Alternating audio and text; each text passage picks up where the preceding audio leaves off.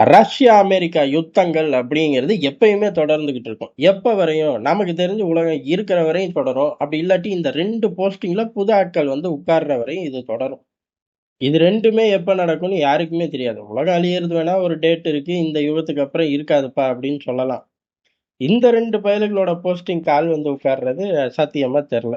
அப்ப நமக்கு தெரிஞ்சது இந்த ரெண்டு பயல்களுக்குள்ள நடக்கிற உரசல்களை பார்க்க. நம்மால் ஒருத்தர் என்ன நீ அம்புட்டு பேரையும் மரியாதை இல்லாம பேசுறேங்கிறாரு. மரியாதை இல்லாம எங்க பேசினேனே தெரியல. மேபி ரஷ்யாவையும் 2 பயலுகளும் சேர்த்து சொல்றது ஏதோ நம்ம ஆளுக்கு பிடிக்கலையோ என்னமோ தெரியல. நடுவுல அத பத்தி விரிவா பார்ப்போம். இந்த யுத்தம் பல விஷயங்கள மாத்தி போட்டுச்சு. அதாவது ஆயுத சந்தையவே அப்படியே மாத்தி போச்சு. பழைய மாரியே சுத்திக்கிட்டு இருக்காதீங்கடா அப்படின்னு சொல்லி ஆளில்லா விமானம் உள்ளுக்குள்ள வந்துச்சு. இந்த மாரி பல விஷயங்கள் மைலேஜ் அடிச்சு டிஃபென்ஸ் இண்டஸ்ட்ரி அப்படியே ஒரு புரட்சிக்கு போச்சு. இந்த விவசாய புரட்சி, பால் புரட்சி மாரி உக்ரைன் யுத்தம் தான் ஆயுத சந்தையோட அடுத்த லெவல் ஒரு புரட்சிய தொடங்கி வச்சிருச்சு அப்படிங்கிறதா எதார்த்தமான உண்மை. காரணம் உலக யுத்தம், 3ஆம் உலக யுத்தம் வரும், தண்ணிக்காக வரும், தங்கத்துக்காக வரும், இப்படிலாம் பேசிக்கிட்டு இருக்கிறதெல்லாம் நியாயம்தான். ஆனா ஆயுதம் அப்படிங்கிறது அதுக்கு தகுந்தாப்புல ஒரு அப்டேட் வேணும் அப்படின்னு எல்லா நாட்டுக்கும் புரிய வச்ச யுத்தம் உக்ரைன் யுத்தம். இப்ப அந்த யுத்தமே முடிய போகுது. என்னெல்லாம் ஆயுதங்கள் வந்துச்சுன்னு அந்தந்த காலகட்டங்கள்ல நம்ம விரிவா பார்த்திருக்கோம். இப்ப திருப்பி பார்க்க தேவையில்ல. இப்போ யுத்தமே முடிய போகுது. அடுத்த லெவலுக்கு ரஷ்யா திங்க் பண்ண ஆரம்பிச்சிருச்சு. ரஷ்யா திங்க் பண்ணும்போது அமெரிக்கா சும்மா இருப்பானா? அவனும் பார்க்க ஆரம்பிச்சுட்டான். இந்த 2 பயலுகளும் பண்ணும்போது, திடீர்னு இன்னொருத்தன் வந்து சவுண்ட் விடுவான். என்ட்ட இருக்கு. நானும் போய்க்கிட்டு இருக்கேன்னு. அது சீனா. அது ஒரு காப்பி கேட் பையன். அதனால அவன் பாட்டுக்கு ஓரமா விளையாட்டும். ஆனா இவனுங்க 2 பேருக்கு நடுவுல நம்ம நிக்கணும் அப்படின்னு இன்னொருத்தன் பேசுவான். அது ஐரோப்பா. அதனால இந்த 3 பிளேயருக்கு என்ன பண்றாங்கன்னு மட்டும் பார்க்கலாம். இதுல ரஷ்யா தான் இப்ப ஆக்டிவா இருக்கு. என்ன அப்படின்னா, முதல்ல இந்த ஸ்டார்லிங்க் ஜோலிய முடிச்சு விடணும் அப்படின்னு முடிவு பண்றார்கள். காரணம் என்ன அப்படின்னா, வருங்காலத்துல இது நமக்கு பெரும் பிரச்சனையா வரும். அத பைபாஸ் பண்ணி ஒரு சிஸ்டத்த உள்ள கொண்டு போணும். அதே சமயம் ஸ்டார்லிங்க ஒட்டு மொத்தமா எம்புட்டு சுத்துதோ ஒரே நேரத்துல தட்டி வீசணும். அதுக்கான ஆயுதங்கள ரெடி பண்ணுங்க அப்படின்னு ரஷ்யா களத்துல இறங்கி இருக்கிறதாக பெரிய அளவு தகவல் வருது. ஏற்கனவே சேட்டலைட்ட வீழ்த்தக்கூடிய மிசைல்கள் இருக்கு. ஸ்டார்லிங்க பொறுத்தவரை அந்த ரேஞ்சில பறக்க போறதில்ல. இது மிடில் ரேஞ்சில இருக்கு. இதையும் தட்டி வீழ்த்துற அளவுக்கு ஒரே சமயத்துல தட்டி வீழ்த்துற அளவுக்கு ஆயுதத்த கொண்டு வரணும் அப்படின்னு முயற்சி பண்றார்கள். இல்ல கொண்டு வந்துட்டாய்ங்க உனக்கு தெரியாதா? அப்படின்னு ஏகப்பட்ட விஷயங்கள் ஓடிக்கிட்டு இருக்கு.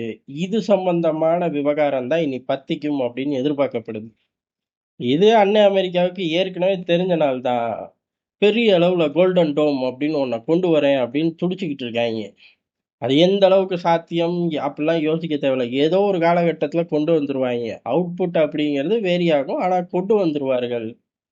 அதுக்கு முன்னாடியே நம்ம பெரிய அளவு அடுத்த டெக்னாலஜி வச்சு வீழ்த்துறத நோக்கி போயிட்டோம்னா, அப்படி வீழ்த்திப்புட்டு, அடுத்து வீழ்த்த முடியாத ஒரு இடத்துல நம்மளோட ப்ராடக்ட்டுகள கொண்டு போய் வச்சுட்டோம்னா, அப்படின்னு ரஷ்யா பெரிய அளவு கட்டங்கள் கட்டி திட்டம் தீட்டிக்கிட்டு இருக்காமா. இல்ல வந்துருச்சு அப்படின்னு மாறுபாறான தகவல்கள் சுத்திக்கிட்டு இருக்கு. ஏதோ ஒண்ணு ரஷ்யா வானுக்கு அடுத்த சண்டைய எடுத்துட்டு போகுதுங்கிறது உறுதியாயிருச்சு. ரஷ்யாவ பொறுத்தவரை அஃபிஷியலாவே அவர்கள் சொல்ட்டார்கள்.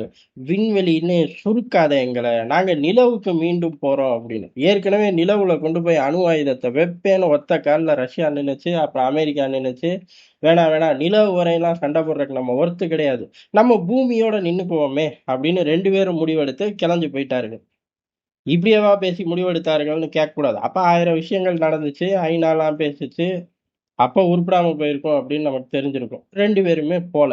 ஆனா, இப்ப பெரிய அளவு நியூக்ளியர் ரியாக்டர கொண்டு போய் அங்க வச்சு, பவர கொண்டு வரோம், நியூக்ளியர கொண்டு வரோம் அப்படின்னு ஜெகஜோதியா ப்ராஜெக்ட் ஆரம்பிச்சு கிளம்பி போறார்கள். பின்னாடியே அமெரிக்கா போகும். ஏன்னா, அமெரிக்கா பட்ஜெட்ட ஒதுக்க ஆரம்பிச்சுட்டாய்ங்க. ரஷ்யா திட்டங்கள், பட்ஜெட் அப்படின்னு விரிவா பேச தேவையில்ல. அங்க ஒற்றை நபர் தான், நம்ம ஆள் தான். அவரு பார்த்து கையெழுத்து போட்டா, தூமா அதுக்கடுத்து ஒத்துக்கிட்டு வேலைய ஆரம்பிச்சுரும். இப்ப நிலவுக்கு 2 பேரு கிளம்பியாச்சு. நிலவுக்கு போற வழியில இருக்கக்கூடிய பகுதிகள்லயும் பெரிய அளவு ஆதிக்கம் செலுத்த 2 பிளேயர்களும் தயாராயிட்டார்கள். இந்த இடத்துல நம்மளும் நிக்கணும். நம்மளோட பிரசன்ஸும் வேணும் அப்படின்னு சொல்லி ஐரோப்பா பேச ஆரம்பிக்குது. அவன் கடைசி வரையும் பேசிக்கிட்டு தான் இருப்பான். இருந்தாலும் அவன் பேசியே வில்லங்கத்த கூட்டி விட்டுருவான்.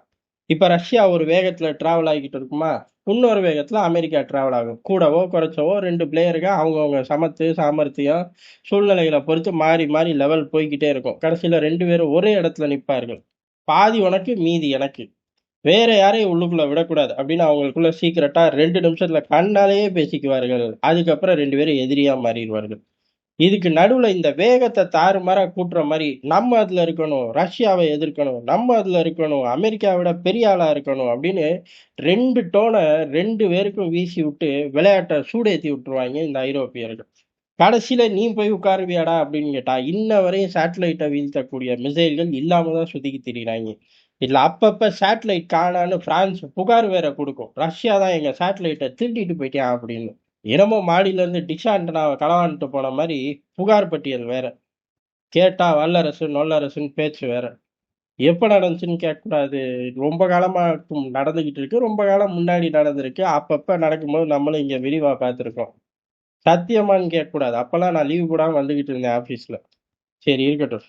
அதனால இந்த சண்டைய இன்னமும் தீவிரமாக்க ஐரோப்பிய யூனியன் பேசிக்கிட்டு இருக்கு. அப்ப அடுத்த சண்டை உக்ரைன் யுத்தம் முடிஞ்சோடனே அடுத்த சண்டை தைவானை நோக்கி, சீனாவை நோக்கி இப்படி ஏகப்பட்ட விஷயங்கள் போய்கிட்டு இருந்தாலும், நிலவுன்னு ஒண்ணு இருக்கு. அதை நோக்கி இந்த பயலுக போறாங்க. போற வழியிலே விண்வெளின்னு ஒண்ணு இருக்கு. அதுலயும் இவனுங்க மல்லு கட்டுவாங்க. அதையும் ப்ளீஸ் கொஞ்சம் எழுதிக்கங்களேன்.